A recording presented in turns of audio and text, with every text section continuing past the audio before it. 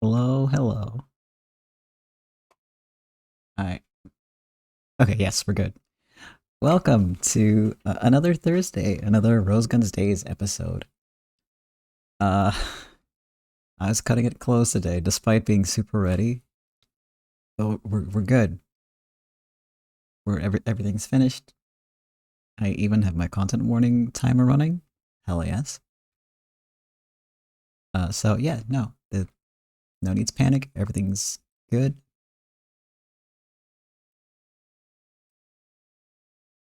Everything's fine. Yep, yep, we're all good. I I hope so too, Kat. Also, hi, how are you doing? I hope you have a nice, chill evening with no calls. Yeah, so last week we ended on a cliffhanger because I love me some cliffhangers. And I wrote a very, very, very quick summary to do a little recap so that we're all caught up on what happened last time, roughly. Because again, I I zoned out a little bit and I yeah, had to rush this one a little. But after the explosion, uh Butler ends up taking Rose in and bringing her to a fancy hotel that is only accessible to the Americans? Question mark. I forget the exact details, but it's something along those lines where it's like, at least I got the impression it was supposed to be secret, unless I'm remembering wrong, which is entirely possible. My memory is not very good. Either way, he squirrels her away and says, I'll help. Whatever you need, I will help out. And Rose essentially says, I'm gonna need a gun. Butler says, okay, you got it. Rose says, I'm gonna need a vest that you can put explosives in. Butler says, all right, cool. Rose says, I'm gonna need dynamite. Butler says, you got it. So that's where that's heading. At this point, Rose is very depressed, miserable, feels guilty for surviving. Butler is such a helpful person, you're right. Uh huh. Mm-hmm. Yeah.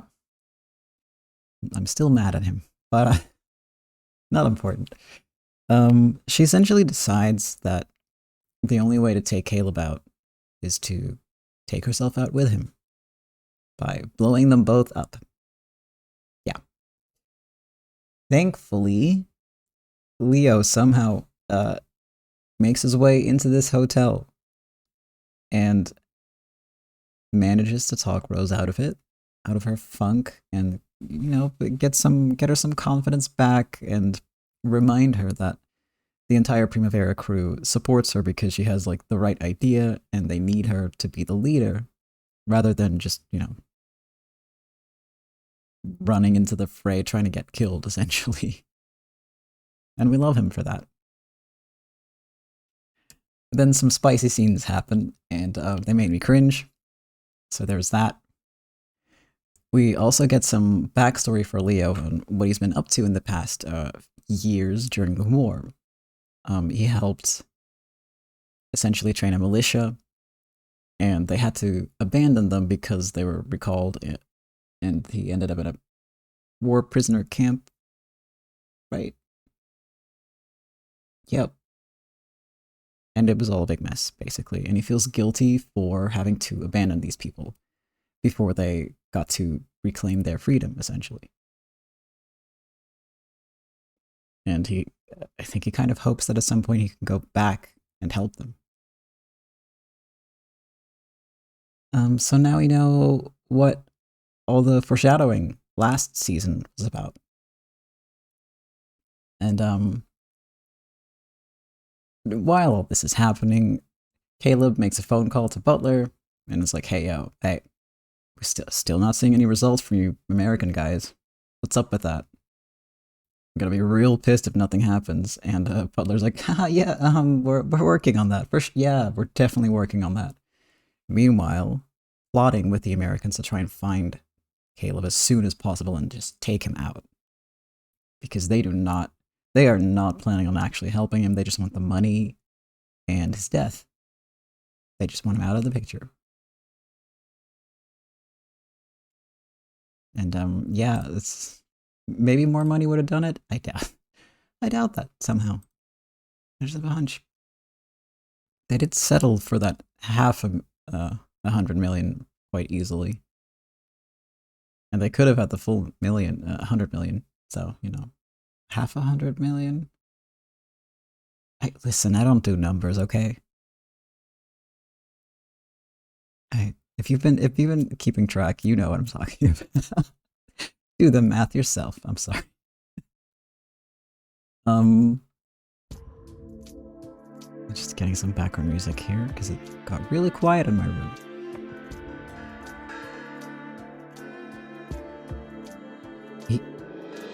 He should use that.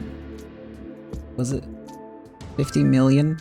50 million. I know what the half of 100 is.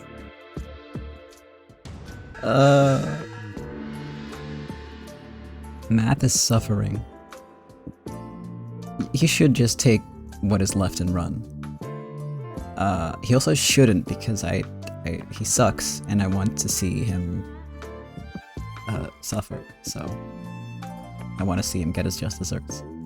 So he should just stay there. He should just hole up, stay there, and wait until Rose comes along, because at the end of last week's episode, she basically gives him a call and says, hey, I have a gun, and this ship ain't big enough for both of us. I will kill you with my own hands. And that's where we left off.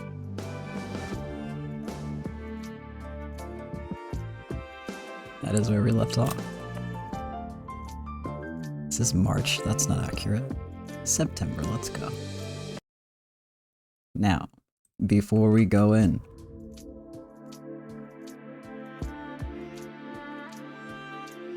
I should have expanded the content warning, I think. But here's the old one, it'll add in the new stuff. Content warning for Rose Gun's days. Violence, gun violence, racism, sexual content including references to assault, and also some lines that make you cringe if you have to read them out loud, turns out. But that's just a me problem. Misogyny, alcohol abuse, and also mental health issues, trauma, depression. I don't know why that... I should have added that a long time ago, especially the trauma part. But yeah. I will make a note of that, and fix that right up. And this is me making a note. There we go.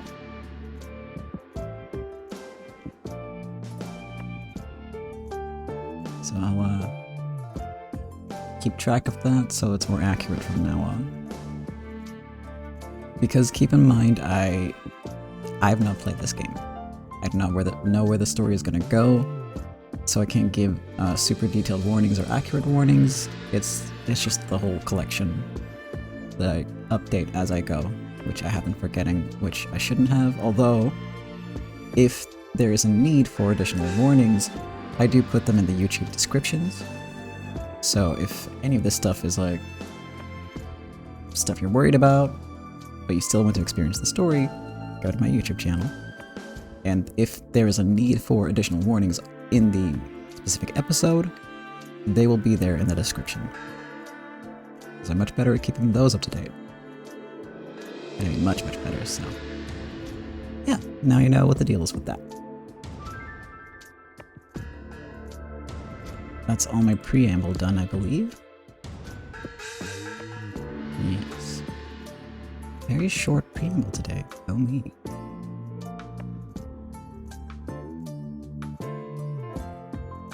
I just gotta remember what everyone's voices sound like. Yeah, I think I got everything. Just the usual, you know, the housekeeping stuff.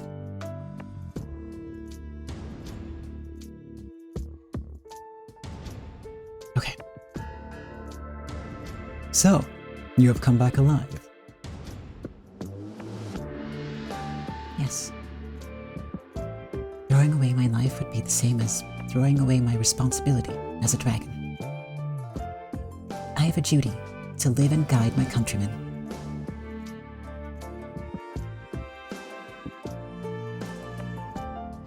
I'm glad. So, you were a person fit to become a dragon after all, Madam Rose. I can't tell if he means that or not.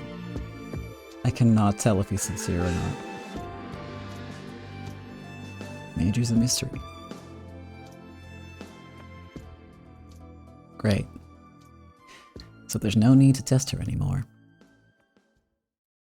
Oh, what might you be talking about? Leo had long since realized that Meiju planned to trick Rose and use her as human ammunition if circumstances permitted. However, until the fight with Caleb ended, the enemy of their enemy was their friend. And it was the same for Chinatown. As long as they could defeat Caleb without getting their hands dirty, they didn't care if Rose was human ammunition or the leader of an uprising. On the contrary, it would be fairly convenient to have someone with connections like Rose in the unstable City 23 after Caleb was gone. Meiju, of course, but also Rose, who had been released from the dragon's tongue, smiled at each other, fully aware of this. Still can't tell if that means he's sincere or not. It's more like a, you're still useful to me. Great.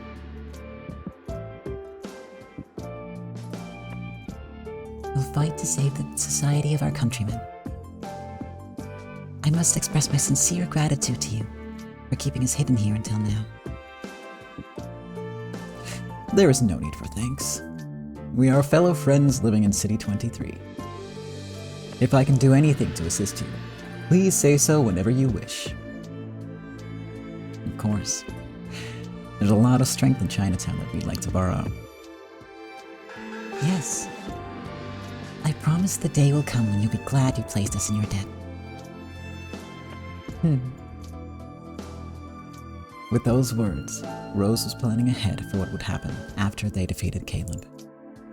When Alfred disappeared, it led to Caleb's sudden rise. So when Caleb disappeared, what would the next most influential force in City 23 be? Rose's statement was the same as declaring it would be hers.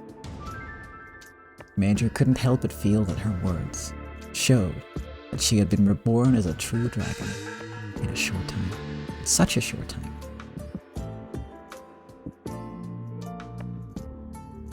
Go, young dragon.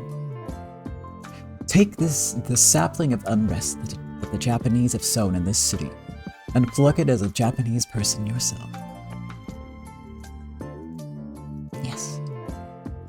That's how I'll protect my countrymen.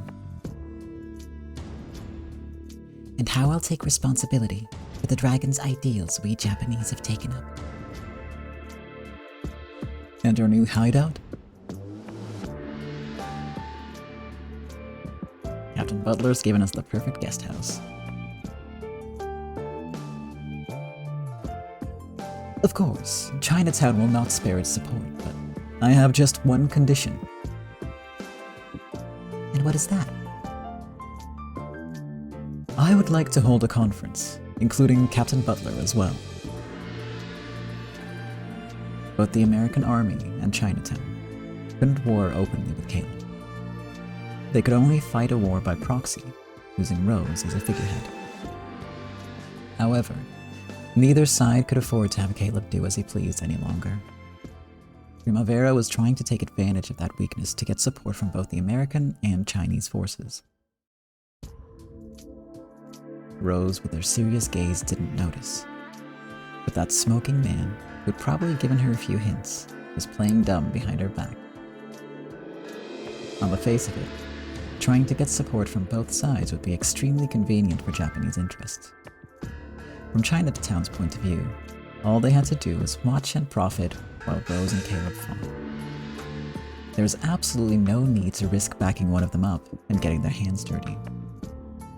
Before Butler's name came up, Major said he would be willing to assist them in any way, but that had obviously been lip service. Realizing that, Leo had casually hinted at the support Butler was giving them. This man is more of a tactician than he appears. Major chuckled. He's fully aware that Chinatown is extremely interested in having connections with the American army. Caleb is a bomb that can't be left alone. The American army is clearly prepared for quite a vicious fight. They want to avoid even a gunfight breaking out in City 23, so they plan to take the Caleb family down, no matter the cost. In that case, though the amount of blood to be spilled is still unknown, the eventual victor is already clear. The more support Primavera, the ones who would actually be shedding their blood, had, the better. So they were trying to lure the Chinese into supporting them, using connections with Butler as a bargaining point. Understood. I'll set up a meeting. We will be awaiting contact from you. Please call whenever you please. Hope you make it through. Bella kept complaining that you were too busy to answer the phone, didn't she? I must apologize for my actions. Please let Stella-san know that I am sorry.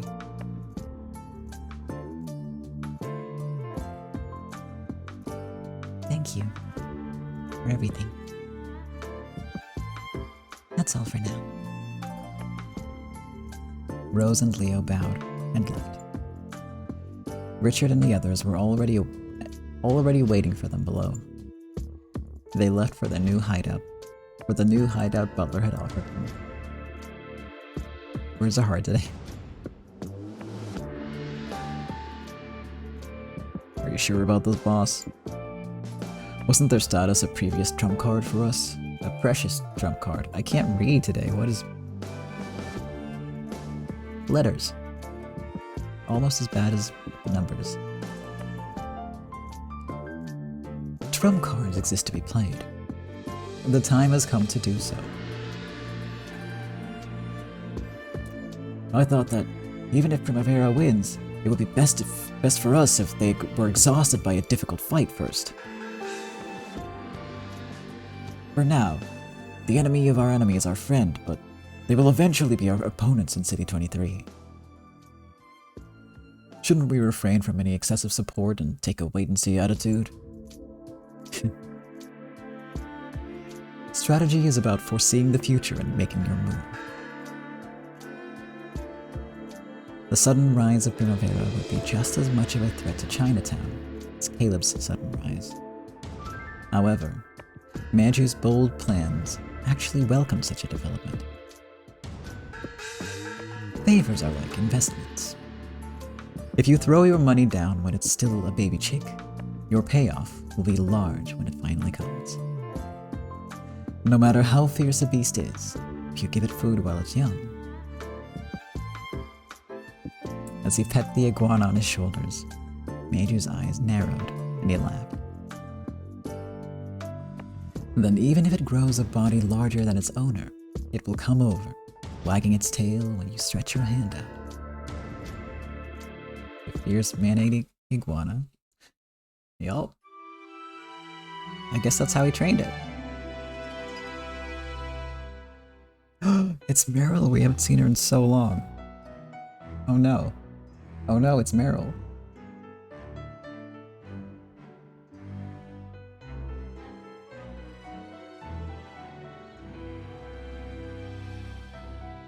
Yep, but I prefer Stella mostly because she doesn't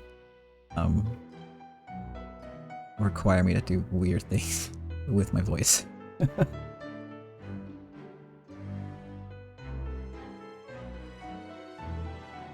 She doesn't sound like Lambda, exactly.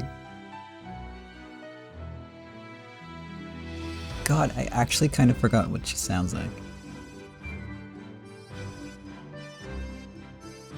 Yeah, okay. I see. So it's a guest house for high-ranking officers visiting from the American mainland. Haughty and high-pitched, exactly. You could probably call this the safest place in City 23. It seems to be proof that not only the captain, but even the high-ranking members of the occupying forces are backing us up. The night Rose had suddenly disappeared from Major's hideout on her own had been explained away as a secret meeting with Butler. According to the story, Leo had gone along with her for protection. Wait, hold the fucking phone here. Does that mean they don't know what happened? Does that mean they don't know what happened to Wayne and Claudia? It's unhinged. Why would you not tell them?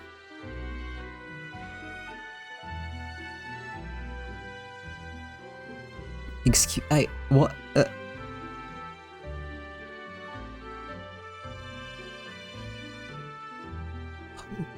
I'm sorry, I'm just baffled by the prospect of like, yeah, 2 of our friends died and I'm not going to tell you about this. That's fucking wild.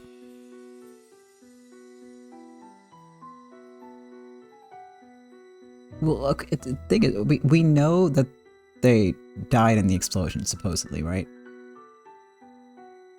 We haven't seen any kind of grand reveal that it didn't happen. And here it's like, oh, well, when Rose went out on her own, it was to meet Butler.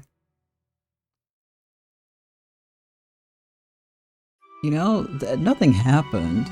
She just went to meet Butler. That's how they're playing it off. So that automatically surely means, yeah. Unless it's coming up and I'm jumping the gun here. Entirely possible. I'm very impatient.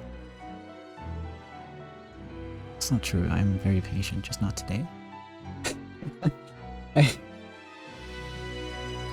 No, I think Meiju actually knows exactly what happened, because he did send her off to go do it, right? But Rose and Leo basically told their friends, oh yeah, it was a secret meeting with Butler, and Leo was with her. It's for, you know, he went with Rose for protection. It was just a casual little meet-up, nobody died. But, oh boy. I feel like they owe their friends an explanation. Yeah, because how else do you justify, like, how else do you explain that...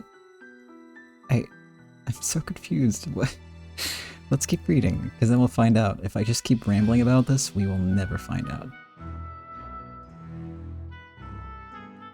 So, are we supposed to stick around here until things cool down?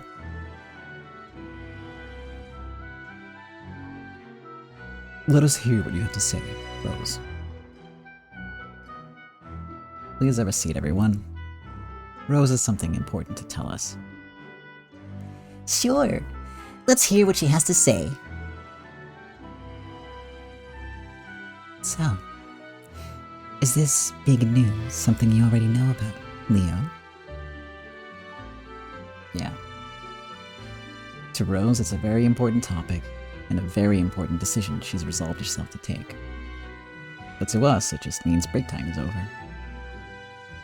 I see. Sounds like fun. I love that he's like, alright, sit down. Rose has something to tell us. I will now tell you what it means, so that technically she doesn't have to tell us anything anymore. Thanks, Leo. Do we have a chance of victory? It seemed everyone had already guessed what Rose was about to say.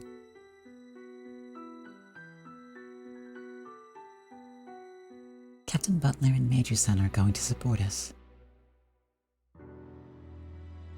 You can see how serious the captain is by his offer to let us use this place. Everyone had to agree there. This guest house was clearly a foreign country, a place within Japan, but not Japan. This district was cut off from the outside world, and you couldn't get in without being inspected by the MPs, who surrounded it at all times. Those MPs may have been suspicious of Rose's group.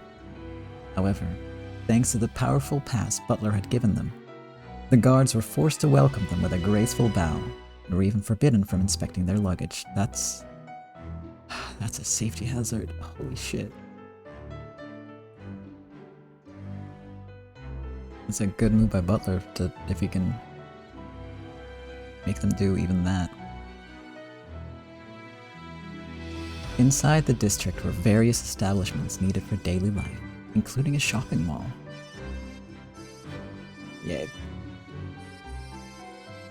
Yeah, that's true. The dynamite needs to go in and out, depending on the plan is, so guess there was no other way. If they wanted to, they could find everything they needed to live without ever leaving the district. Furthermore, this place was almost... I'm not sure I've ever said that word out loud in my life. This place was almost impregnable to any attack from without. The region was under the direct control of the American military. Practically speaking, it was American territory. Butler wanted something that was worth offering Rose a hideaway like this.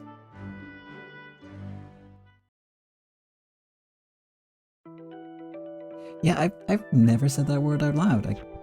It's kinda... I don't want to think about that cat. I do not.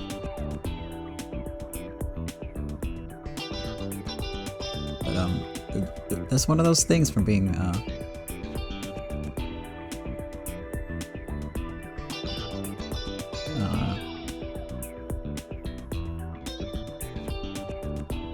what is the thing I am again? Not a native English speaker, there you go. There are just some words that... Yes.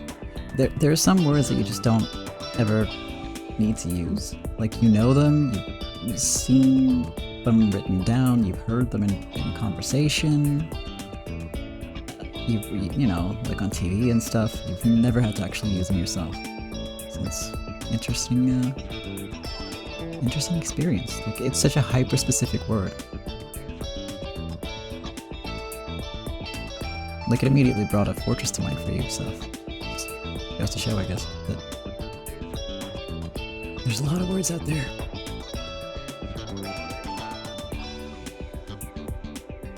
Anyway, I was definitely not stalling because now we're getting, like, calm, determined Meryl, and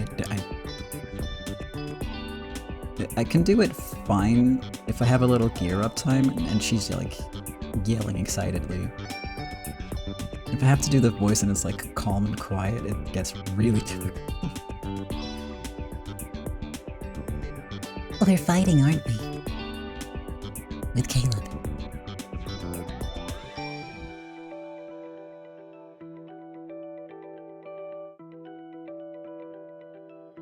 I could agree with some parts of Caleb's son's goals.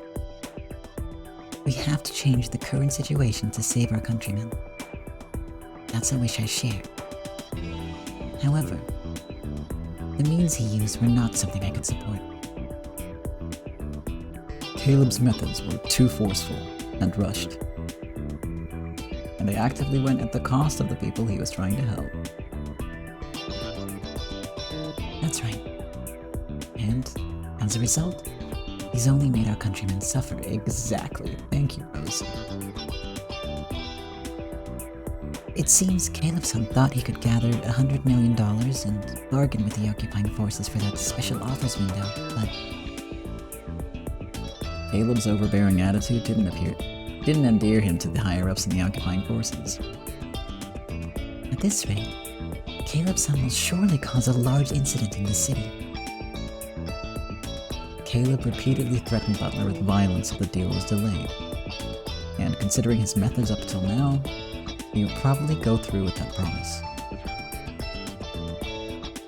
No residents of the city would welcome such a situation. It'd cause trouble for the city dwellers, and the higher-ups in the occupying forces would lose their heads. And on top of that, if people started calling it a Japanese uprising, even the GHQ might get involved, right? Restrictions on the Japanese in Japan would inevitably get even tighter. That's right. If Caleb-san stirs up a lot of trouble, our countrymen will suffer even more. We have to stop Caleb. And with the Caleb family pushing things as far as they have, they're like a balloon filled to bursting. If we take Caleb-san down, the Caleb family will disintegrate. And if it does, what will happen to City 23?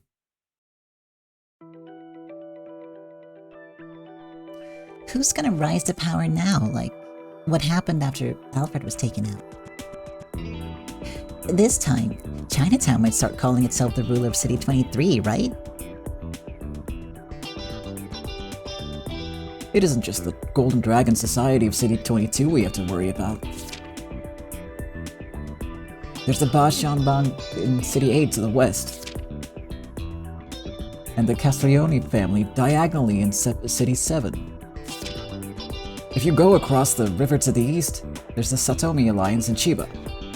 They've started a lot of trouble, scheming to make a push into Tokyo. So far, the only outside force to involve themselves in City 23's affairs has been the Golden Dragon Society. However, word has it that this is only because they've been holding the other powers at bay. City 23 is our prey. Keep your hands off it. Something like that. Yeah. And, of course, that's because the Golden Dragon Society has been a powerful force, but if there's a shift in the balance, and the Golden Dragon Society weakens, City 23 will be chewed apart from all sides. Wait a sec. In that case, whether we defeat Caleb or not, the same thing's gonna happen to City 23. We'll just change who the head of the underworld is, and the Japanese won't get anything out of the deal. That's right. So, in order to truly save our countrymen in City 23, there needs to be a new force out there to fight for our countrymen here. At one time, Primavera stood up to save our countrymen. However, we surrendered to the force wielded by the Caleb family and abandoned that mission. Why did we surrender to force?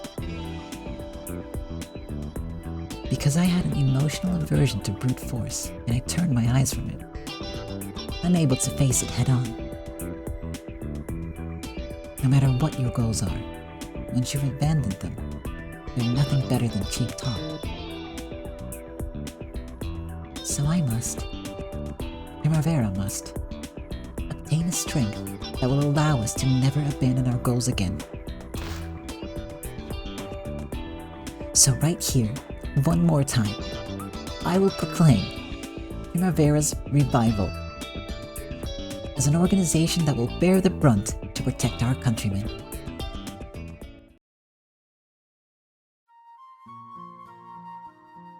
When they realized what Rose was trying to say, everyone gulped. They thought they just needed to destroy Caleb, the source of all evil. However, they had also been on the edge of despair, realizing that this would be little more than a continuation of the musical chairs game that ran the underworld. Amanda-san told me something once. To unite the world, you need 3 sorts of strength: influence, wealth, and force. Force is the power I turn my back on, because I've been taught that force is an animal-like, filthy, terrible thing. In the society of animals, all struggles for existence are decided by force alone. For monkeys and the like, rank also comes into play as a form of influence, but what decides that rank is mostly an extension of force. In other words, all creatures on the earth except humans exist based on force alone. And so, by abandoning force, humanity tried to redefine itself as something different than mere animals. They grew drunk on their arrogant belief that they were beings chosen by God, who could form a society without relying on force.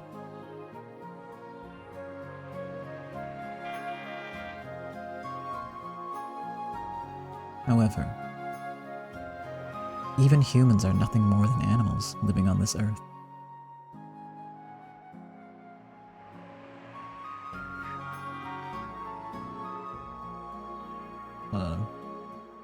My brain is like, how do you pronounce that?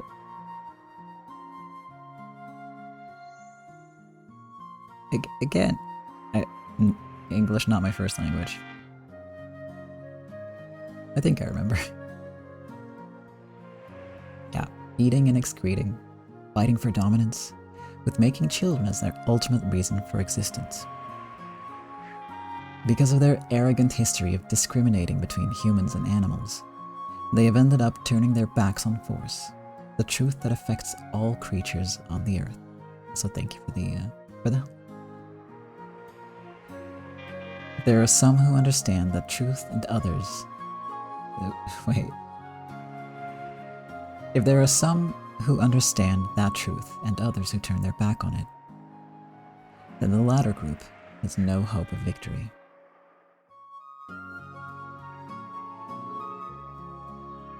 No one wants to get their hands dirty.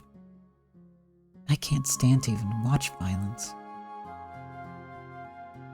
If I see a fight on the roadside, I know it's best to pretend not to notice and walk by quickly.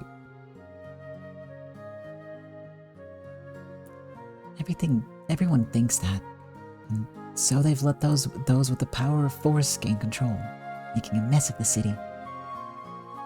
In that case, someone has to get their hands dirty in their place.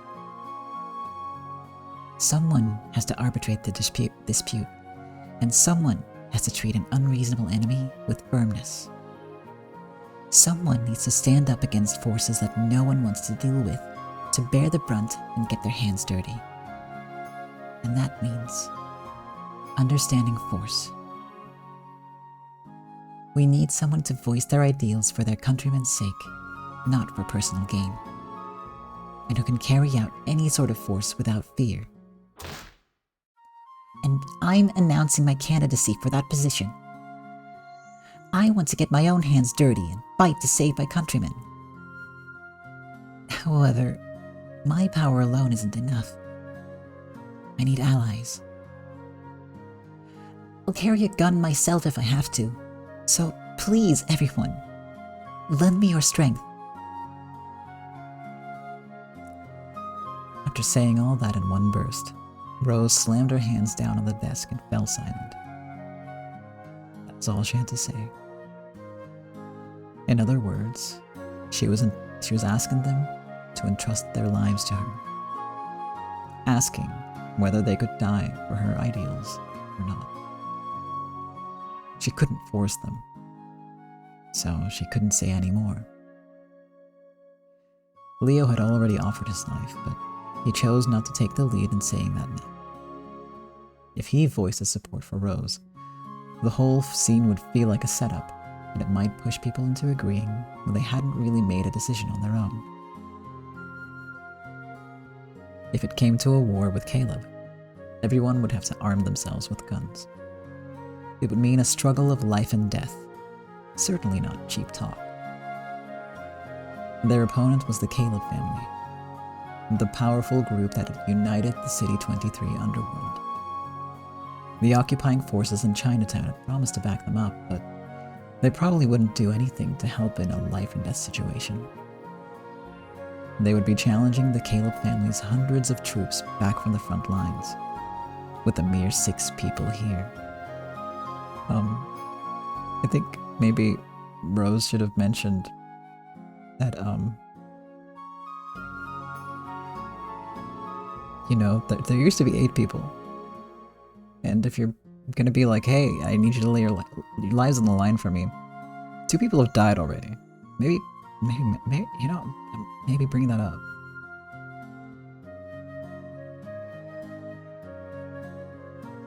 Just a thought, you know? Just a thought.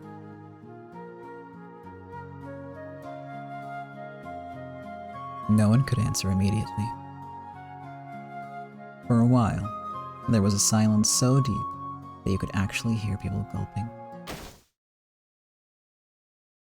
What? I am also surprised no one's asked yet, unless they were told off-screen, which would be a little odd. But anyway, in that moment, a shadow burst out from a nearby bush. When she saw that person, Rose was stupefied. Speak of the devil. Oh my god, Wayne. Hey, good timing. You just got here. Calm down, sir. I'll trust my life to you, Rose-san. Wayne-kun, you're alive. Was he just hiding in the bushes the whole time?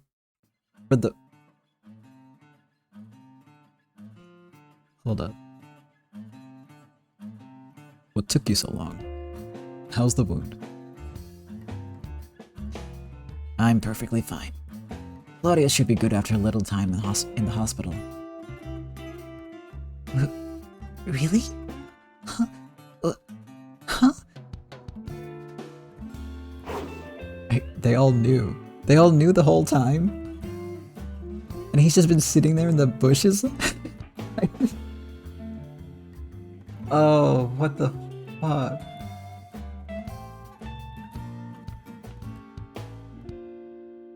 I can't imagine that he's just been sitting in the bushes for a whole day. That seems like a very Wayne thing to do.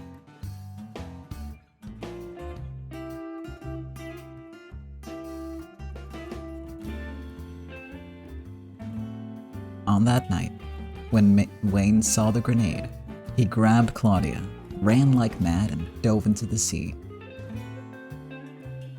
Were it not for his wild instincts and the good luck that kept the shower of bullets from hitting him, he wouldn't have made it. Apparently, some shrapnel had hit Claudia in the leg, causing a wound that could hardly be described as minor. She would probably have to stay in the hospital for some time, but it looked like her life wasn't in danger.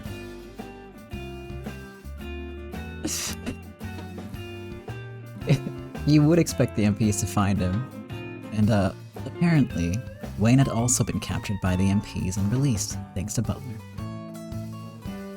On that night, while searching for Rose after she suddenly disappeared, Leo made contact with Butler and learned that Wayne and Claudia were safe, and also that Rose had been released. Oh, so he found them all roughly around the same time? And just never told her? Dude, oh my god. I liked Butler, but now I'm starting to think, like, that it kind of sucks a lot. He's like, oh yes, Rose, I will help you with everything you need. Of course. Here's your gun, here's your explosives, here's me not telling you that your 2 friends are fine because I want you to blow yourself up and not be happy ever again. I mean, I guess that was his angle there? Holy, Still better than Caleb and Alfred? Yes? Yes. But because he has Battler's face? Like, it stings, you know? It wounds me.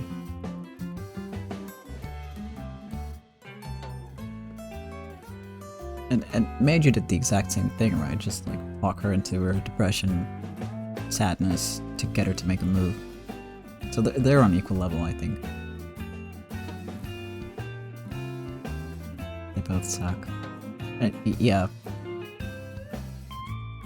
Poor Battler, he does not deserve this. Huh? Wait, what? Then... Wait, Leo knew that the whole time as well.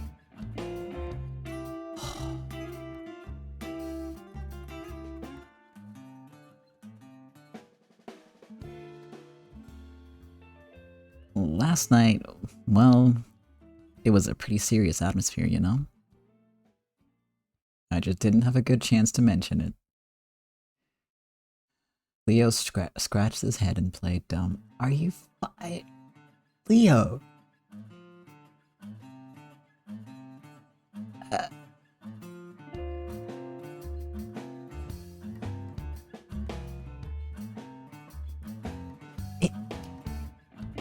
If you had just told me last night,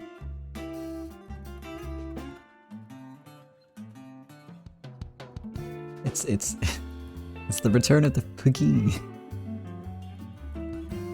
Which is like a screeching noise, I guess. She's mad. He tricked me. Rose turned bright red, looking dumbfounded and suspicious. Honestly, he could have just told her and then made a move, you know? And she might not have done this speech, but she could have done a slightly adjusted speech. I feel like nothing that they resolved to do was changed because of Wayne and Claudia potentially being dead. Like, they still have the same problems. Just more, like, 2 more people who can potentially help them out now, and less intense sadness and grief. This is a good thing. Ugh. And Leo's like, oh, well, there wasn't any time. Like, there was. There was plenty of time. We could have avoided the whole cringe situation with all the horrible lines that you made me say, game author.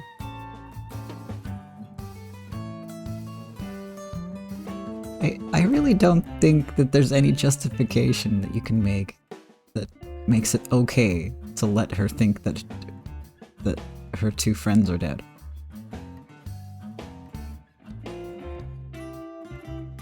That's exactly like the kind of 4D chess thinking tactician stuff that that Butler and Meiju were constantly falling into, which was gross. That's gross. Maybe he just got swept up in the moment and forgot, but I don't like it.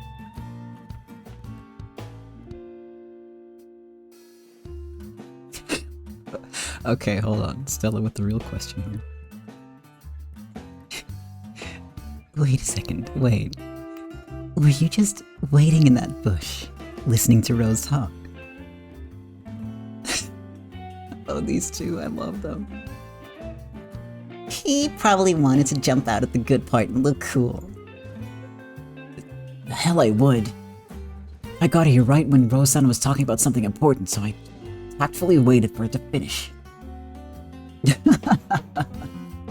You really are a cute little guy, aren't you? Stop it, you people. Stop patting my head. The tense atmosphere had cleared up as though it had never been there.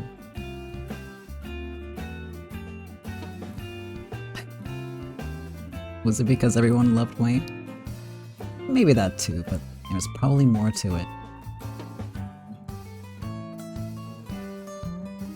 After pushing Cyrus and the others' hands away, Wayne walked briskly up to Rose. Then, he kneeled at Rose's feet.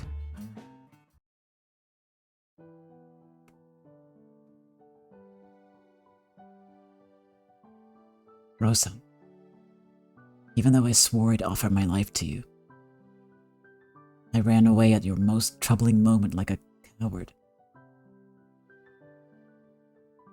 Again.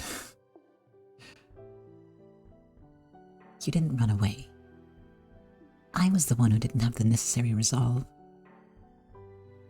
But now, things are different. I'm prepared to fight on my own. Please, Wayne-kun. If your oath to offer your life to me is true, then I'd like for you to fight by my side. Will you forgive me for running away?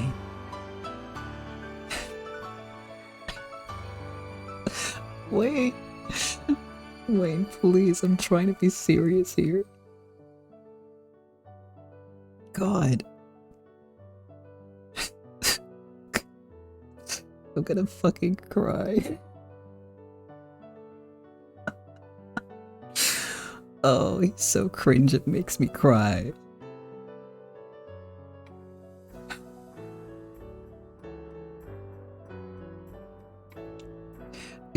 I can't do the... I have to move my mouth in a really specific way to get it to sound like him, roughly.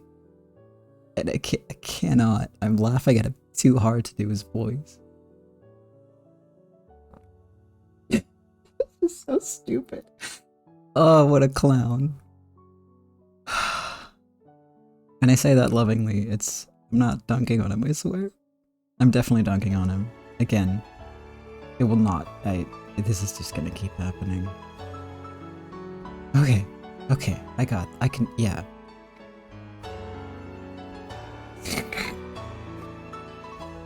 Okay. Oh boy. Oh boy.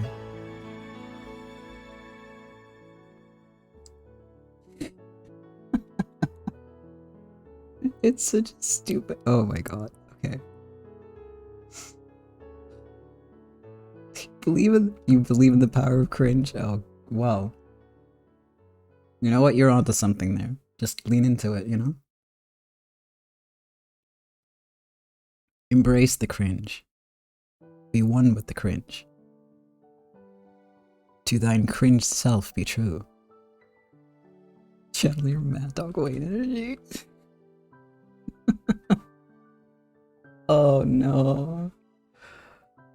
Okay, no, you're right. I can do this. I can do this. I can do this. I just have to stop fucking smiling. I can't do his voice while I'm smiling.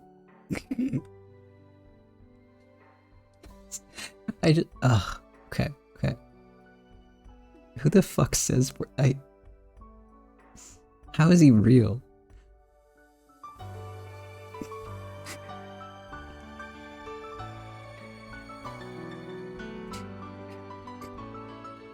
Oh no.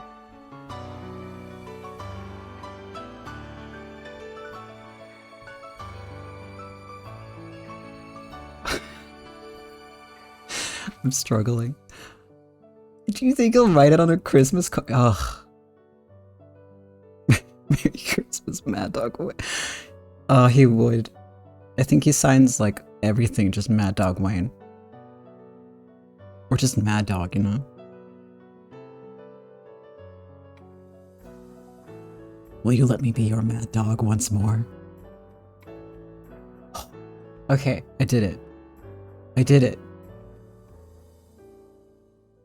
Applause for me. Now we can move on. Of course. No, Rose, don't enable him. Okay, no. Embrace the cringe. Embrace the cringe.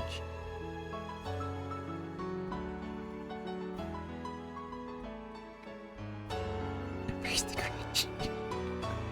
Try not to die from laughter in the meantime.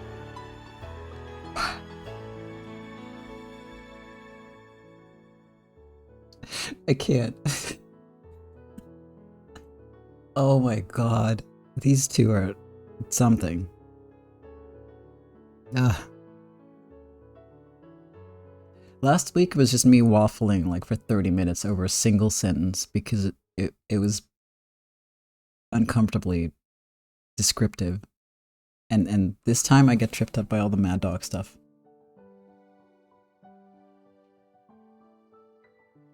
You mean you hope she pats him like a dog? Because, I mean, valid.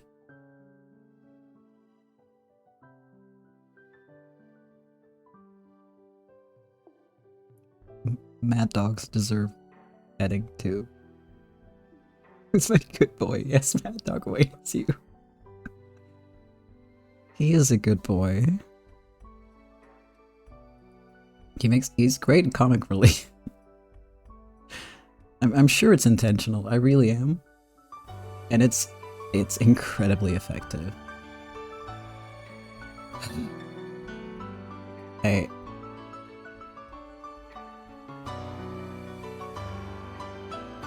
I can do this. I can do this. I can do this. Just every time I try, I just almost burst into laughter again. So it's a tough world out there for me.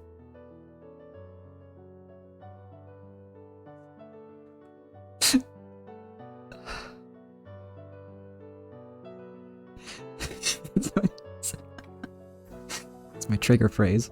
The secret agent trigger phrase.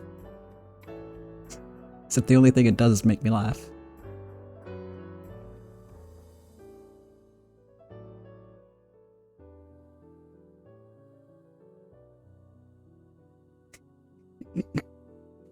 Oh no.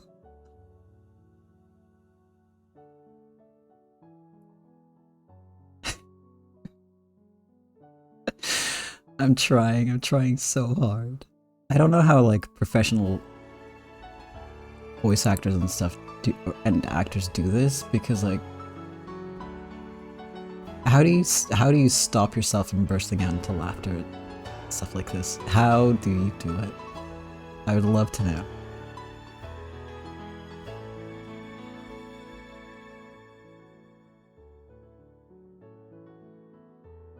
Maybe they're just used to it. It's just practice, right? Yeah, or just re-recording and then you ditch all the bad takes, so. Which I can't do because this is live and I think it's funnier to leave it in. So I probably won't edit this out. So if you're just sitting there waiting for the next sentence watching this on YouTube, I'm sorry. I'm sorry, I just think this is very funny. You'll just have to deal with it.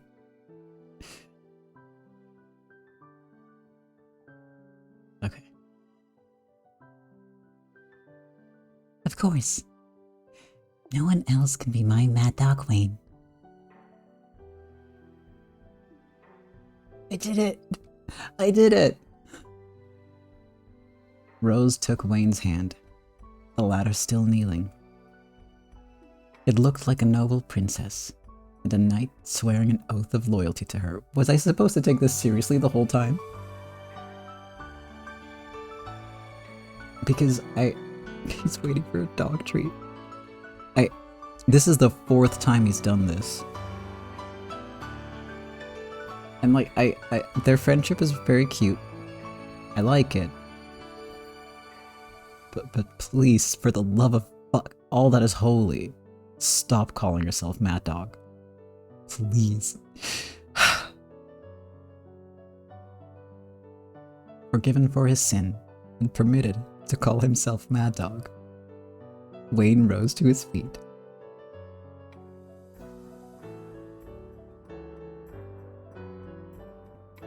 That was the game telling me, no, he will not stop calling himself Mad Dog. Gentrified Dog Wayne.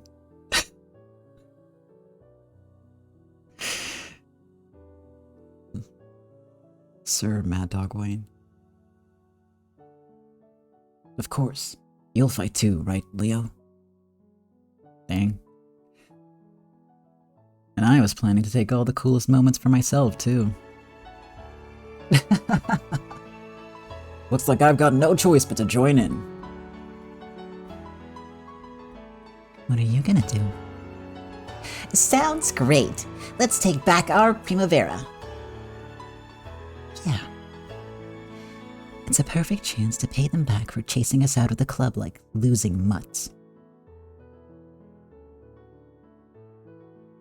Normally, I would rather the two of you refrained.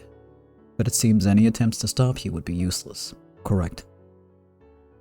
That's right, brother. We've acknowledged Rose as the madam.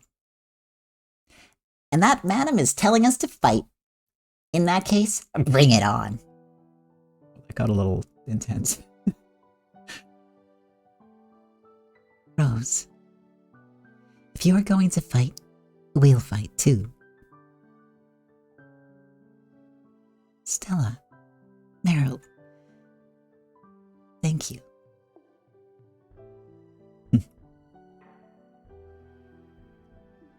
How's the abacus inside you moving, Richard? We have Caleb, who is hiding underground and has several hundred men back from the front lines on his side, against a group that may have the backing of America and China, but is made up of a mere handful of vigorous young people. If this were a gamble, it would be a perfect opportunity to suffer massive losses. And that's why the jackpot's something you can look forward to. As a moneylender, I cannot invest in something so risky. Brother,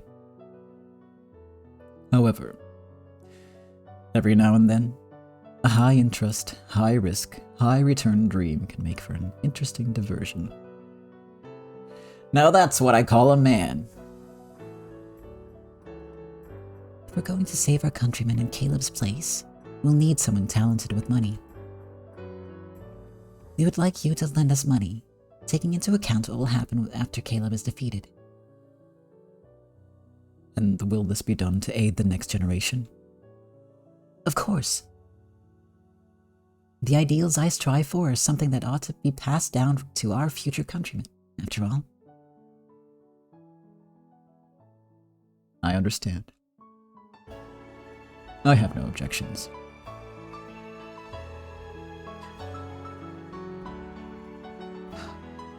I'll offer my life for your ideals. Wayne. That's the 6th time. Cyrus noticed it too. You really like saying that, don't you? How many times has it been? Shut up! I'll say it as much as I want to. You really are good at lightening the mood. How'd you get this cute? Okay, Rose. We're gonna do it. Let's do it right. First, let's take Caleb down. Actually, that'll be just the start of our real job. Exactly. It'll be a long fight, but we've got to start from the first battle. We cannot win this. We won't get anywhere. Let us do it, Rose. For our countrymen, and for the next generation. Thank you, everyone. Let's fight together for our countrymen. Let's defeat Caleb's son. Let's support a new Primavera, an organization that stretches out a hand of salvation to our countrymen.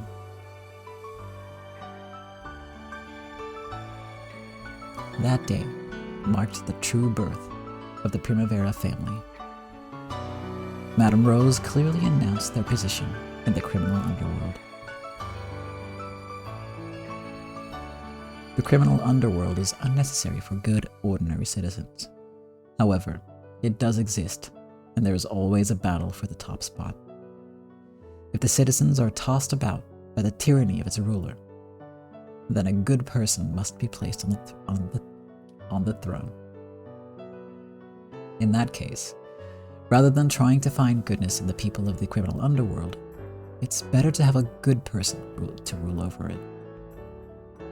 While Rose was a good person, she was also the leader of Primavera, an organization sitting on the line between day and night. She herself was the only person who could do this. She didn't turn her eyes from the night, but understood and protected both night and day, so that she could protect the lifestyles of her countrymen, who had now become a minority.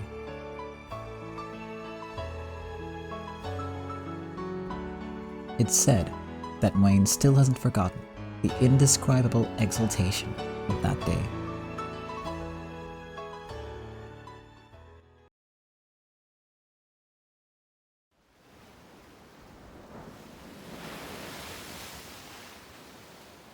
A sea breeze, and the sound of waves running up against the pier. The midnight harbor, with no people in sight, was filled with sounds that would make anyone think fondly of the past. The southern tip of City 23 was a vast harbor. This harbor, which had received less damage than any other in the Tokyo Bay during the Great Disaster, had been the first to be repaired. Between that point and the time the rest of the harbors were repaired, this had been Tokyo's main harbor. Lots of people and lots of cargo gathered here. I remember the days when this was filled with lots of jobs and lots of wages, and lots of energy. You were frantic to work, frantic to make money. You went wild, got drunk, mourned your defeat in the war at the top of your lungs, and ranted and raved about something or other. However, when you joined arms with men you didn't know and sang war songs, it was a lot of fun. However, when you gather money and people together, bad people will come and try to take it for themselves. American mafia started taking kickbacks out of wages. Unless someone takes them out, you'll be eaten alive. In order to protect the wages of longshoremen, the City 23 Longshore Union was born. That was also the Caleb family's starting point.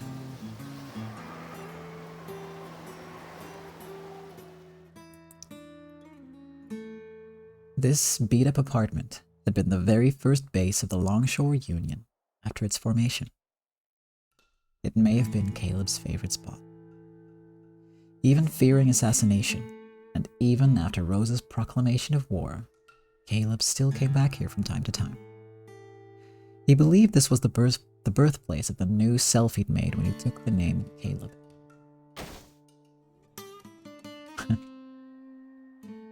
Thinking back fondly on the old days, Caleb threw his legs up on the reception sofa and drank from his bottle. I represent the poor laborers. I wanted the laborers to feel better, even if only a little. Isn't that why I've been racing frantically forward?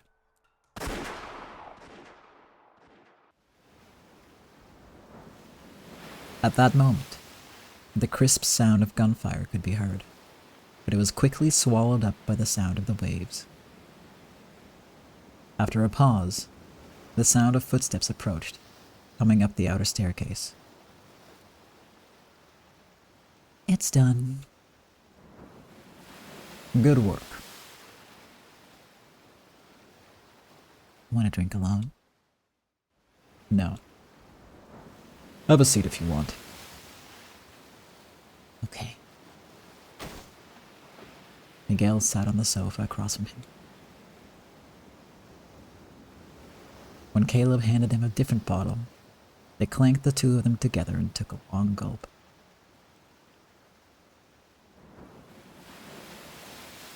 Hey, Miguel.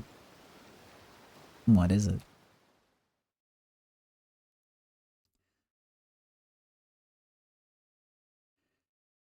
Maybe I've been drinking too much. No, it's been like this for a while. I can't smell the sea.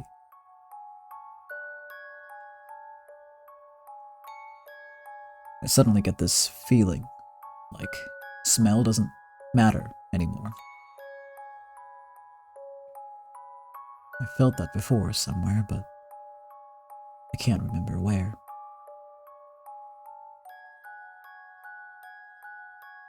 Bet you can smell something, right? Yeah.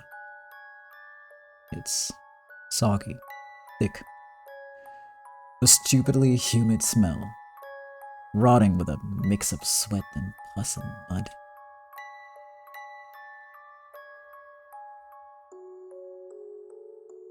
They didn't need to say it out loud to realize that this was the smell of the hell they both knew.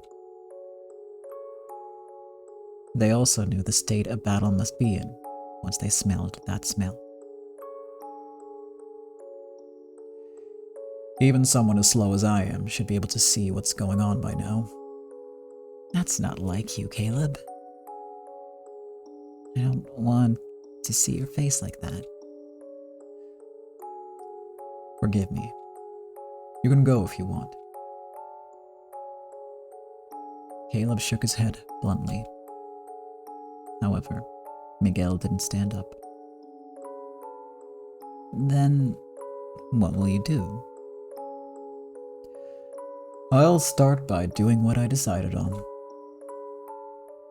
Divide the remaining 50 million amongst the townspeople. The people you took it from? The people you took it from. The people you took it from. Wow. What a good plan.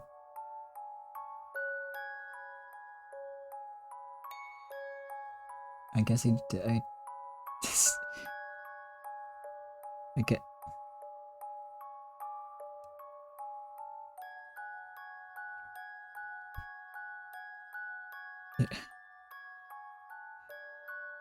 I mean, I guess there's worse plans, because at least then it would be, like, evenly split, right? But the whole point of your plan was that, you know, everyone was poor.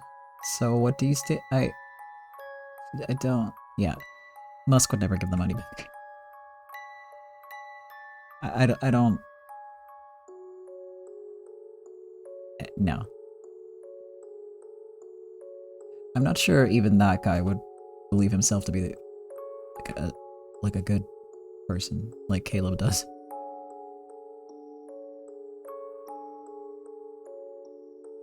Actually, I guess that makes him smart in a way.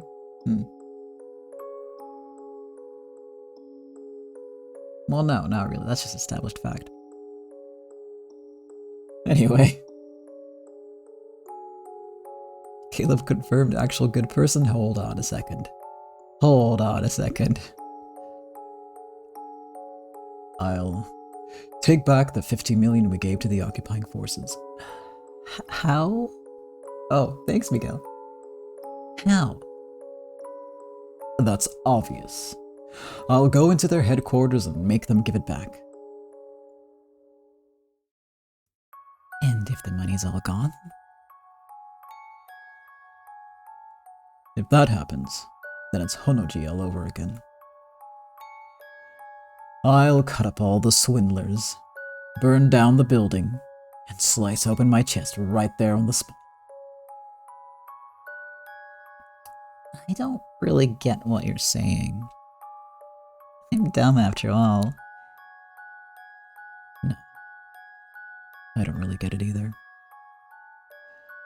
Don't worry about it. It's just the mutterings of a drunk.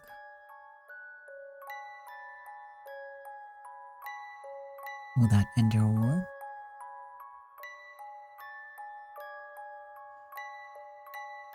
A war can end in two ways. Victory or defeat. If it's gonna end in defeat,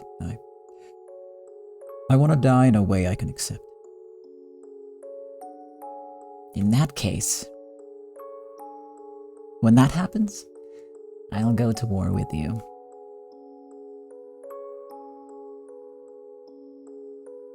Only you can end my war. After all, you promised you would end my war no matter what.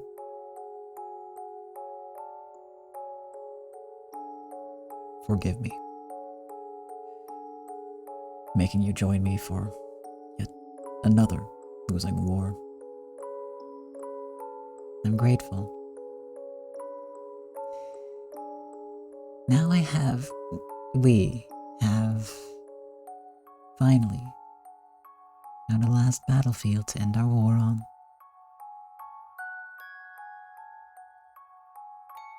Miguel. I've been dedicating my life to you ever since that day. Nothing could make me happier than to die with you.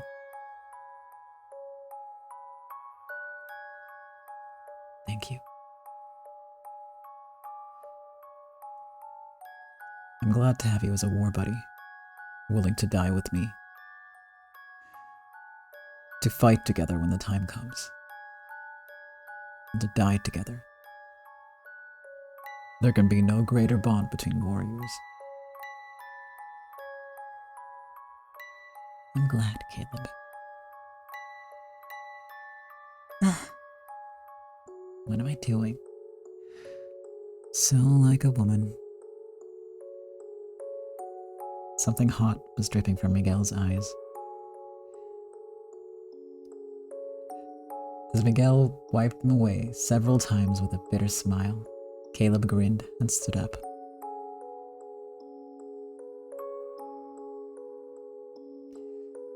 Then, he picked up the large bottle of that precious potato shochu he'd always loved, and plopped down next to Miguel.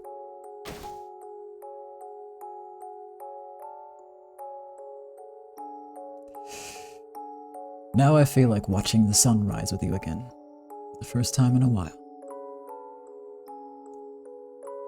Let's make the most of this night. Can't have you yawning. Yeah. I never have. Not even once.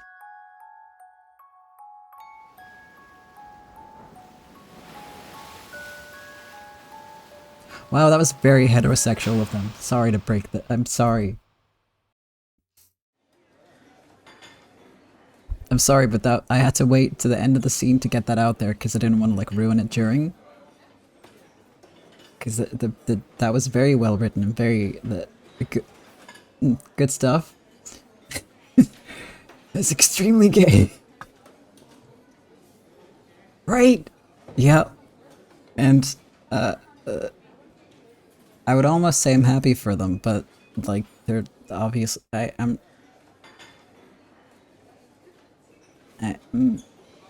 is complicated. They are codependent for sure. And like literally 90% of that was like romantically tinged. And then Caleb comes in with the fucking, yes, you are my war buddy. We are warriors.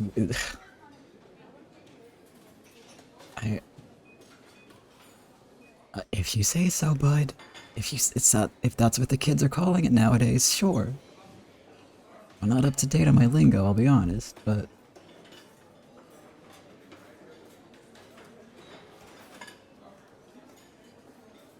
to be fair, this is like 40s lingo, so hey. It's not me that's not up to date, it's them that's not up to date. Because they're in the past. I definitely do not call romantic partners war buddies, no. I feel like I feel like if you called your partner your war buddy, they would be like, huh? You know? Like, wait, what? What did you, unless you met in the context of going to a war together. Wait. Now I get it. They did. They did in fact go to war together, so I guess it makes sense. Still, you would expect there to be something to separate, you know, your war buddy in air quotes from your war buddies.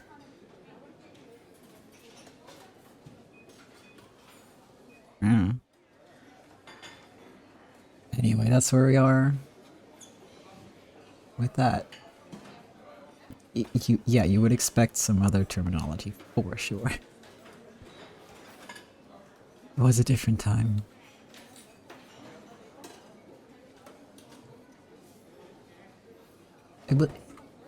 Yeah, it was a different time. So maybe this is like all super deliberate, right? I would not put it past the writer to do that. But it would not be the first time that something like was kind of like hinted at that makes you think like, wait, but surely that means that's never like explicitly stated, but does absolutely mean the thing that isn't explicitly stated, you know? implying without making it clear, but the implication is what is telling you, like, this is what's happening. And this brings us back to the whole thing, the ramble I went on at the end of Imineko, where I was like, Yukishi trusts his readers a lot. Like, he trusts you to read between the lines and actually pick up on the implications and stuff. But anyway. I just think that's neat, actually. Yes, I think that's neat. I think it's great, actually. Because it's super interesting, and then you know, you get all these people on the internet together who are they all share their takes and their opinions and what they read into it, and there's like differences, and some of them get like lots of overlap as well because everybody's picking up on what he's putting down, right? It's just, I don't know, it's neat. I'm gonna be really happy when I don't have to worry about spoilers anymore for this, and then I can like look up what people are saying about the story as a whole. Kind of sort of taking the fandom a little bit, you know? Still have a lot to get through until we get to that point, though.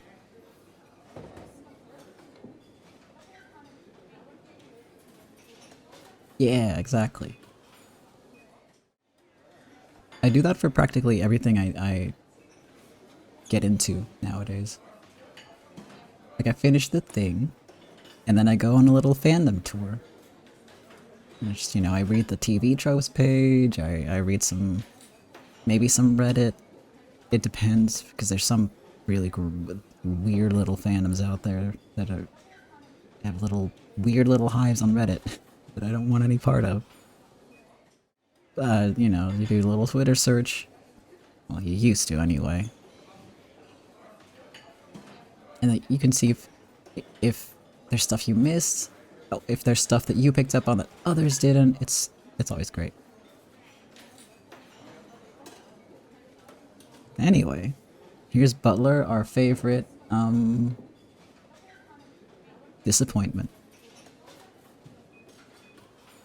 Name's Philip Butler. U.S. Army captain. Oh. I have heard several rumors about you. My name is Lee Major, and it is a pleasure to make your acquaintance. U.S. Americans? I'm sorry. It's a bit surprising.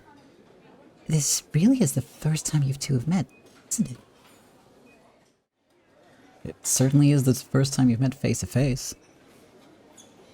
However, I believe we know each other quite well by now. Butler, Meiju, and Rose were holding a three-party meeting. One might as well call it the first conference to decide the fate of the post-Caleb City 23 underworld.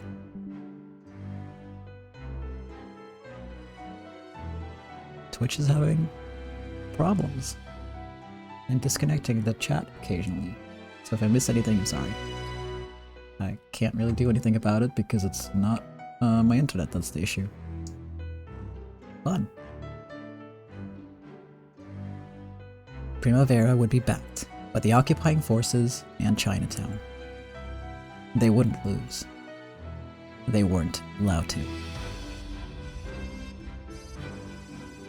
There was also the matter of how much influence the Americans and Chinese would have on the newborn Primavera family once it inherited the position of City 23's ruler.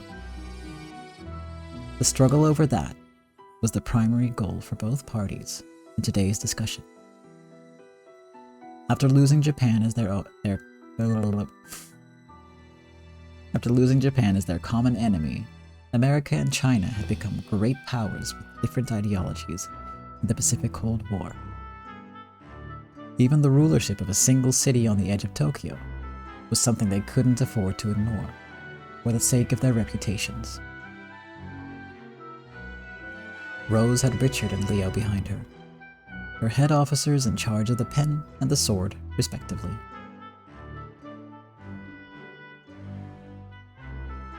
Both Butler and Meiju were surrounded by their top subordinates, giving the massive circular table a dignified presence fitting for a round table. For Rose's side, today's biggest goal was to get as many promises for direct support as they could manage. For Butler and Maju's sides, it was about selling Rose more favors than their opponent while minimizing risk to themselves.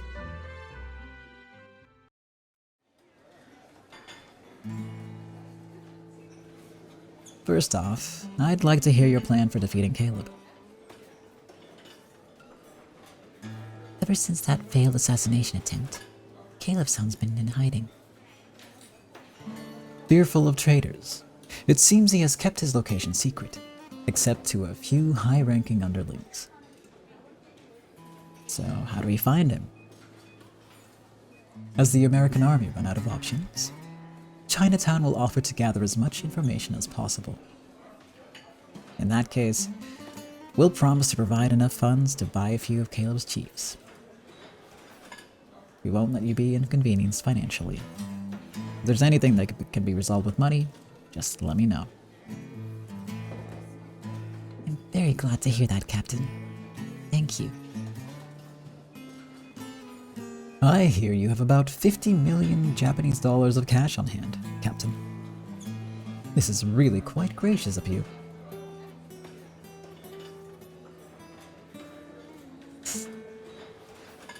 Butler.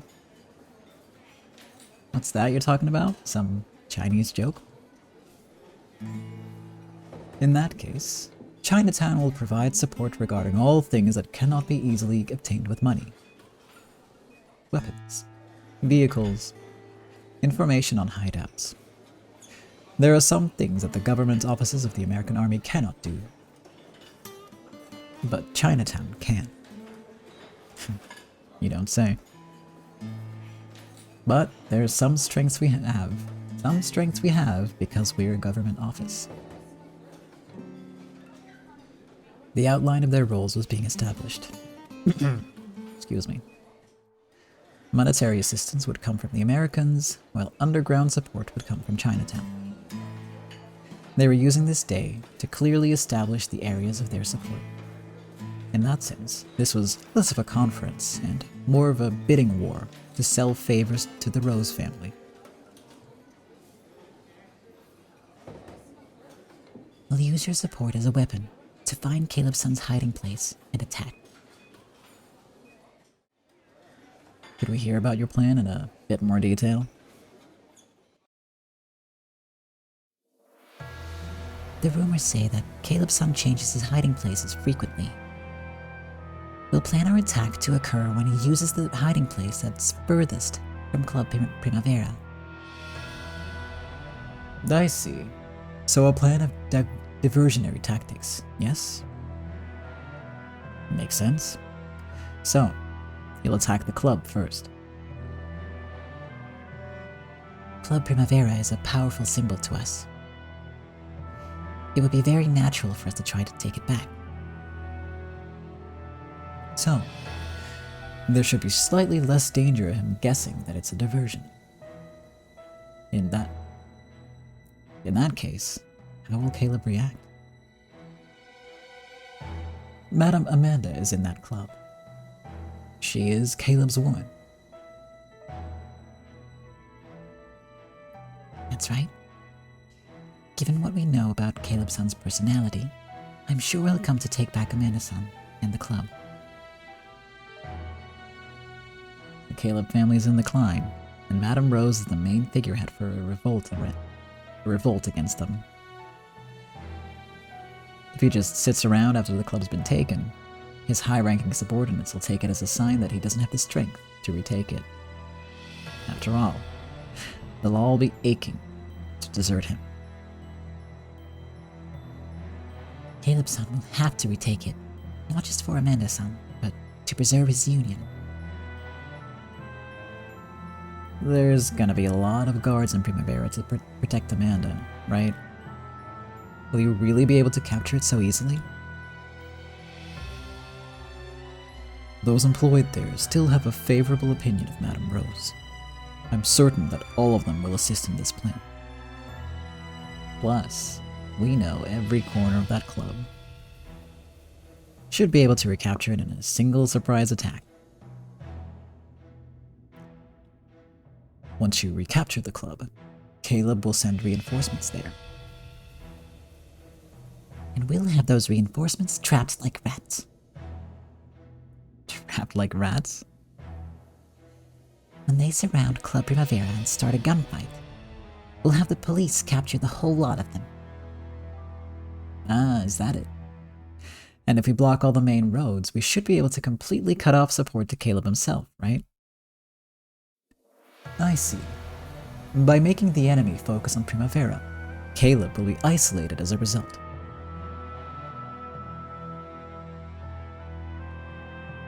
Caleb must be hiding out with only a few guards. If we cut off his reinforcements and get him trapped in a zone, we can take him. The captain's assistance would be essential for such an operation. Even Caleb's best won't be able to just open fire on the American police. Got it. So, we'll be able to handle things without any blood spill. If a massive commotion broke out around the club, it would only be natural for the police to show up. And there will be no need for the captain's involvement to become apparent. That rat trap will probably end peacefully, but Caleb's side is pretty likely to start a gunfight, don't you think? It's our desire that gunfights be avoided within the city at all costs. Can't we push for a quiet, straightforward assassination? Assassination would be a difficult prospect. He may not look it, but that man is extremely cautious. And it seems that someone has already ruined the one chance of catching him off his guard. Is that another Chinese joke? Not really that funny, you know? We are also hoping for a quiet solution, but there's a good chance things will get messy. Particularly when you consider his right-hand man, Miguel. He's got a sharp nose. We probably won't be able to settle everything before he catches on. Our plan takes into account the possibility that force will be necessary to turn the situation. There will be 2 gun battles, one at Club Primavera, and one at Calebson's hideout. The club is soundproof from the inside, so it won't turn into a disturbance unless something happens outside. So, whether this ends up as a visible disturbance or not, depends on the American police. Okay, I get it. We'll show you what a government office can do. Still, that gunfight with Caleb himself might happen anywhere for all we know. In other words, it could be a huge disturbance in the streets with plenty of onlookers. What a pain. It's what the higher-ups were most afraid of. We'll do all we possibly can, but that may be the one thing we can't resolve peacefully. If possible, we'd like to get your permission to do what is necessary. If it happens in the middle of the streets, this might even turn into World War III. They could cover up pretty much anything, as long as they could explain it away as a few punk burglars gone wild. However, they couldn't imagine how much resistance the Caleb family might show if pushed against a wall. And there was a very good chance that this would result in a lot of victims, making the incident impossible to conceal. This will require a decision made by the GHQ itself. We'll leave that until later. I'd like to be notified on your timetable and when the big day is supposed to be coming. Butler gave a rapid explanation in English to the officers behind him. Those people acknowledged his words, stood up, and left. It looked like they would immediately start preparing a story to account for the unavoidable gunfight. We'll support you as much as possible. Still, do all you can to make sure ordinary civilians don't get involved. No matter what happens, make sure it all stays inside his hiding place. That is what we intend to do. It seems there will be many opportunities for Butler-san to shine. I had better not sit on the sidelines any longer. Unless we can ascertain the location of Caleb's hiding place, this entire discussion is academic. Exactly. And that in particular is where we'd like your help. Leave it to us, Leo-san. You may look forward to good news. The Chinese know this city well enough to shock you. Meiju also turned around and gave rapid orders in Chinese. His subordinates nodded wordlessly and left at a quick pace. The war had already begun. Now that the conference had ended, Rose's group stood up as well. We should go too. Yeah. Even ideals are no more than cheap talk unless you make them a reality. And to make our ideals come true, we have to go places. Of course, the toy shop's an arms dealer. They always are. We have to go to the toy shop, which is where they sell the guns. It's a classic. Alright. I'm going to end a little early today because, my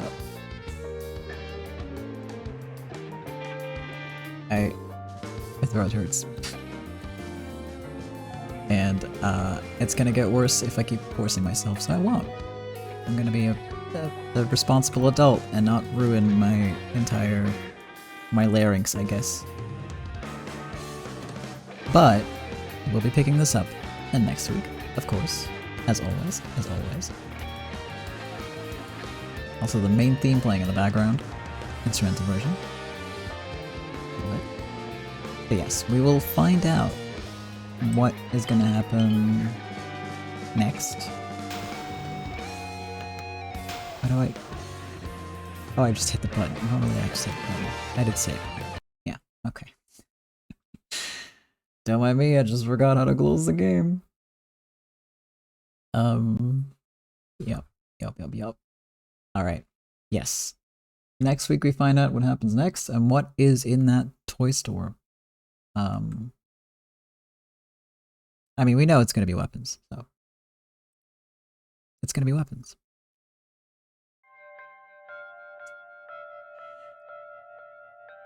Yeah. No, that was a good episode. It's rare to spend an evening like laughing for 20 minutes at just one joke. I had a great time doing that.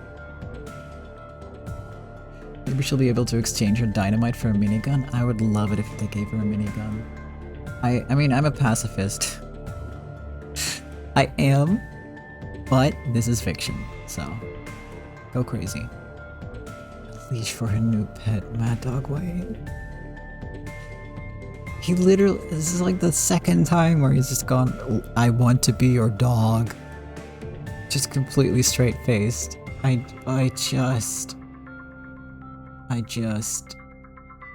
don't have words.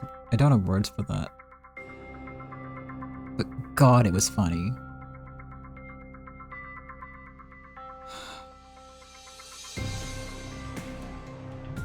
Anyway. It was very, very funny.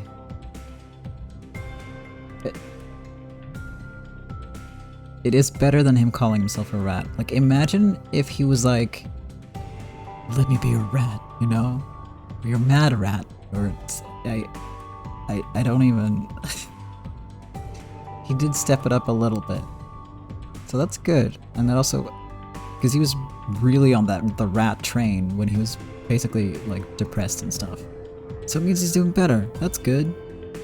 You can tell how he's doing mentally based on the animals he uses to compare himself to.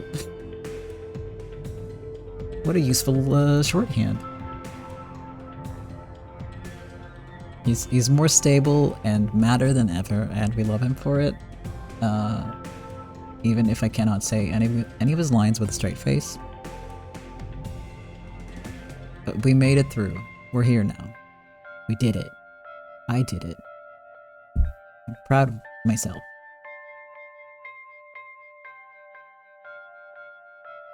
Yeah. Alright.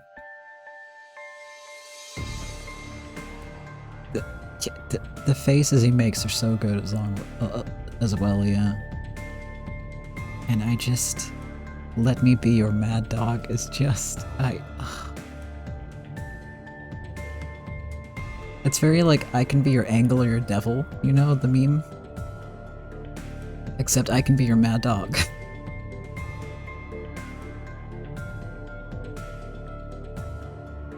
Ooh. Alright. It's definitely interesting, yeah. It initially it's like, well no, you get thrown into the horror pretty quick, right? And then it just kind of continues from there, yeah. It's not a slow burn, that one.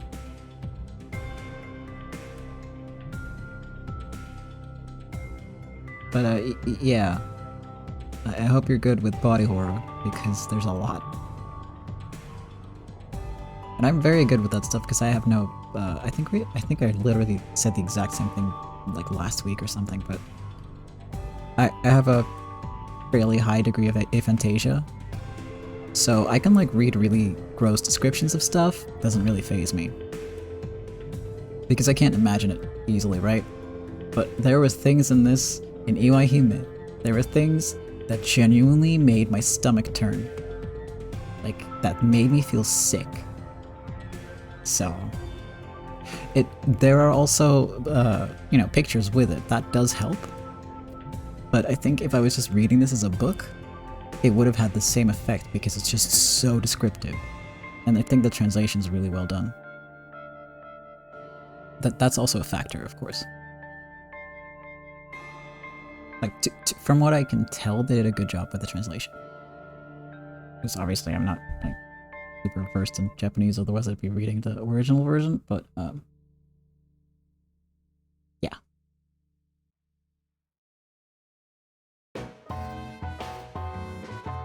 Yeah, because sometimes, like with my basic limited knowledge, I can tell when translations divert really far from what's being said in the voice lines, which happens way more often than you'd expect, and for completely nonsensical reasons sometimes.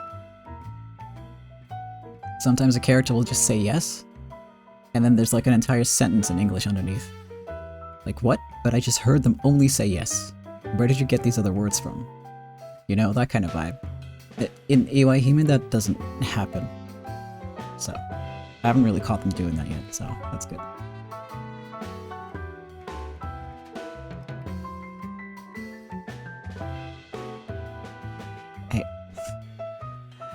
It's just such a weird thing to just completely... Because it's not like... I'm mostly... English. I mainly notice this in games that are fully voiced. Because if it's just like the thing where they just go, yes, no, in voice, and just say like a word, you know, you're not gonna pick up on it. But in Iwahime, where everything is voiced, I'm like, yeah, I would pick up on that. Because, I think in Persona 5, I caught that a few times. A bunch of times where they're like, yes or no, and then it's like an entire sentence in English. Like, you hear them say just yes or no in Japanese, and then the translation has multiple words, and it's like, wait, what? But they're just saying what the original text was, so how, where, I don't know. It's a little pet peeve of mine. Nothing to... It's just strange when you notice that things don't match. Yeah, I think at times, in a lot of games, they just make a conscious decision to add in extra information or add in extra words, and I don't know what the reasoning is there. I do not understand. And that probably also happens with bigger sentences, right? But I'm not versed enough to tell. I can usually only tell for specific words that I do know that don't get translated correctly, or short sentences. Because I don't know shit, I learned it off the internet, you know? And I only did the bare minimums, because I'm lazy, so yeah. No. Anyway.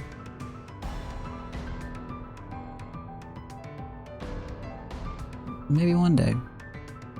I kinda hope not, because it's just gonna... You know it's gonna be some bad AI shit, because technically that already exists and it's not good. And then all the good translators will be out of work.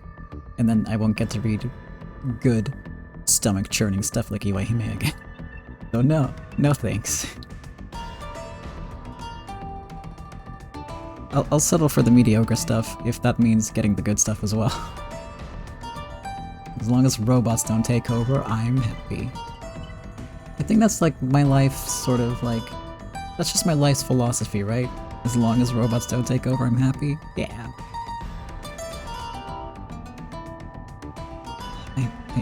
I know, but let me live my delusion, okay? My happiness depends on it. I need this, let me have this. Wow. Another 20 years? You put a timer on it? That's brave. I mean, yeah. 20 years would be nice.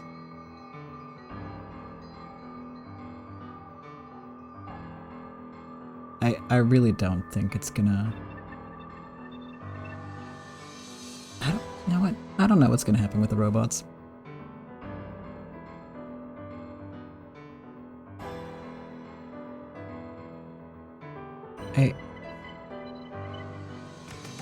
I really don't think so. I don't think AI will ever understand, like, jokes, for instance. I don't think it's possible. How do you program a joke? You can't. Like, I think there's always going to be something lacking. And that's good, actually. And we shouldn't want it to stop being lacking. But that's just my take, but, you know. But I'm also correct, so. How come we always end up talking about AI recently after these?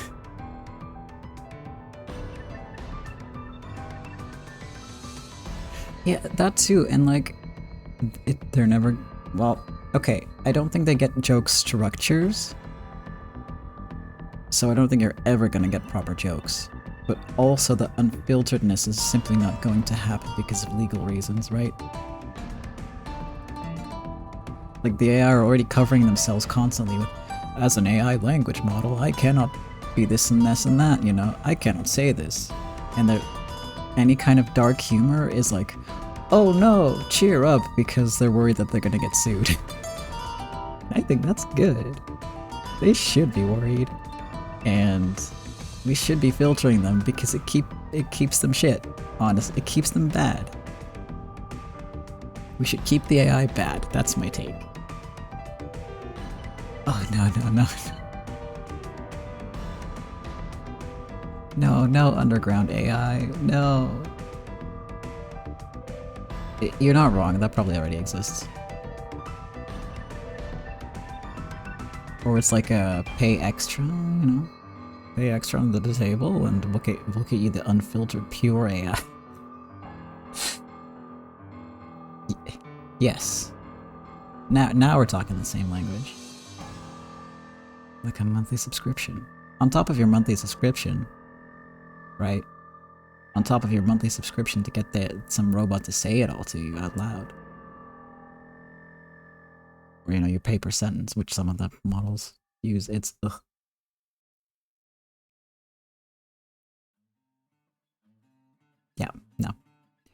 AI bad.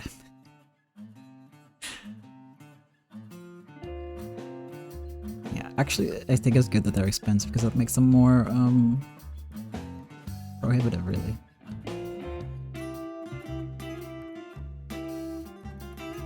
And I don't want them to be like commonly widely used, so hey. Anything that hampers AI is good in my book. I'm very anti, aren't I? Yeah.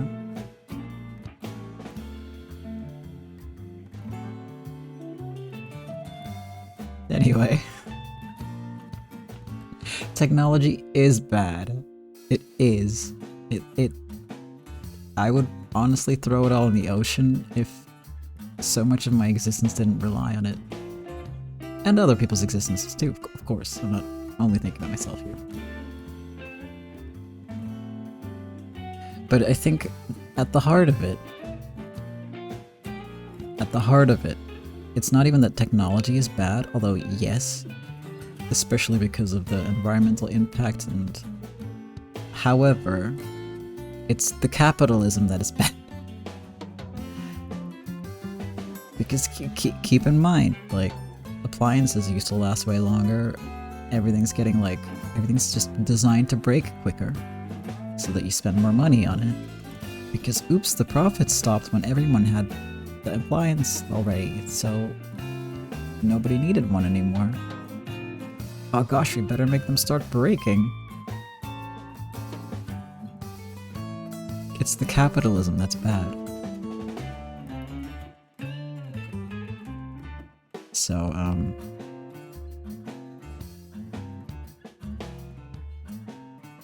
yeah. I don't think anyone does except the people that get, like, money out of it.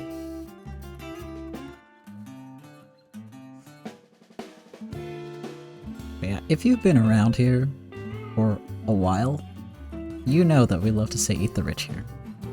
It's a tradition. I forgot the word for tradition. But it is. So, with a eat the rich, I'm going to actually end this episode now. Yes.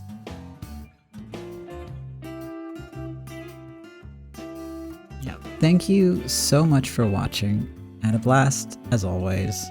I will be back next week. I will post this episode on YouTube as soon as possible. I'm also working on some edited videos and might start back on some shorts. So keep an eye on the YouTube, because the Twitch channel will remain quiet, aside from Rosegun Stays. For some time. But I'm really enjoying editing videos, so yeah. Gonna have some fun stuff to share soon. I don't know when yet. But it's you know. The buttons are all there on the About page. Alright. Yeah, I like the little chats after. Always a good time. But I do gotta stop talking, or I will cry because I will be in pain. And nobody wants that. Okay, thank you again for watching. I hope you had a good time. I sure did. Have a good day, night, week, month, year, forever. See you again next time. Bye-bye.